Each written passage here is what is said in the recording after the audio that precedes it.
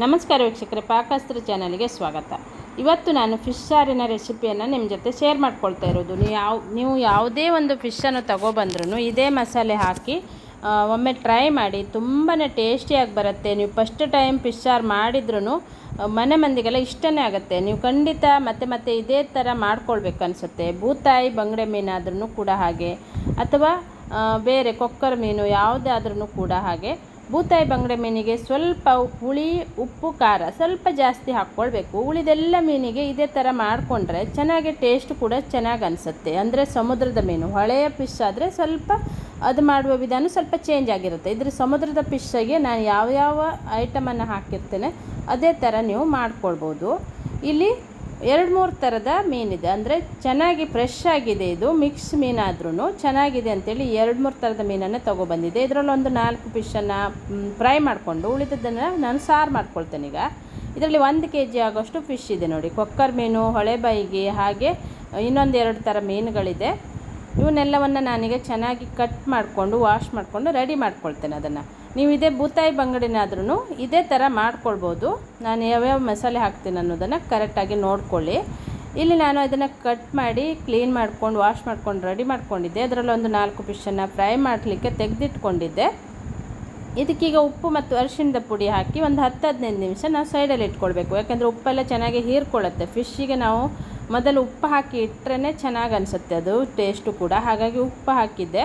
ಅದನ್ನು ಸೈಡಲ್ಲಿ ಇಟ್ಕೊಂಡು ಇಲ್ಲಿ 1 ಬೌಲ್ ಆಗೋಷ್ಟು ಹಚ್ಚಿ ತೆಂಗಿನಕಾಯಿ ತುರಿ, ಒಂದು 5-6 ಬ್ಯಾಡಗೆ ಮೆಣಸಿನ್ಕಾಯನ್ನು ತೊಗೊಂಡಿದ್ದೆ. ಎಲ್ಲ ಮಸಾಲೆಯನ್ನು ಹುರ್ಕೊಳ್ಬೇಕು.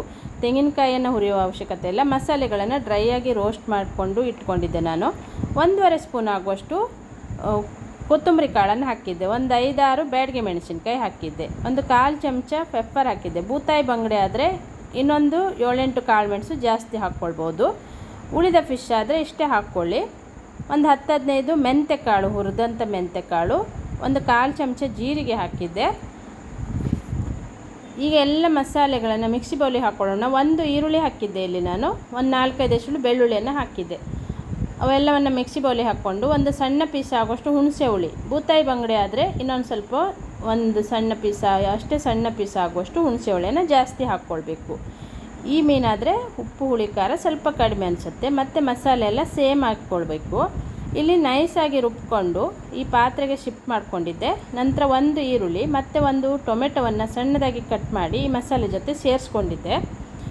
ಈಗ ನೀರನ್ನು ಹಾಕ್ಕೊಳ್ಳೋಣ. ತುಂಬ ದಪ್ಪನೂ ಬೇಡ, ತುಂಬ ತೆಳ್ಳಗೂ ಬೇಡ, ಮೀಡಿಯಮ್ ಆಗಿರಬೇಕು. ತುಂಬ ತೆಳ್ಳಗಾಗಬಾರ್ದು. ಫಿಶ್ ಸಾರು ಯಾವಾಗೂ ಸ್ವಲ್ಪ ದಪ್ಪವಾಗಿದ್ರೇ ಚೆನ್ನಾಗಿ ಅನಿಸುತ್ತೆ. ಇದು ಕುದ್ದ ನಂತರ ಇನ್ನೂ ಸ್ವಲ್ಪ ದಪ್ಪನೇ ಆಗಿಬಿಡುತ್ತೆ. ಮತ್ತು ಈಗ ಇದನ್ನು ಮಸಾಲೆಯನ್ನು ನಾನು ಕುದಿಸ್ಕೊಳ್ತೇನೆ. ಇದಕ್ಕೆ ಸ್ವಲ್ಪ ಉಪ್ಪನ್ನು ಹಾಕ್ಕೊಳ್ಳೋಣ. ಫಿಶ್ಶಿಗೆ ಉಪ್ಪು ಹಾಕಿಟ್ಟಿದ್ದೆ. ನೋಡಿಕೊಂಡು ನಮ್ಮ ರುಚಿಗೆ ಅನುಗುಣಕ್ಕೆ ತಕ್ಕಂತೆ ಹಾಕ್ಕೊಳ್ಬೇಕು. ಈಗ ಚೆನ್ನಾಗಿ ಮಸಾಲೆ ಕುದೀತಾ ಇದೆ ನೋಡಿ.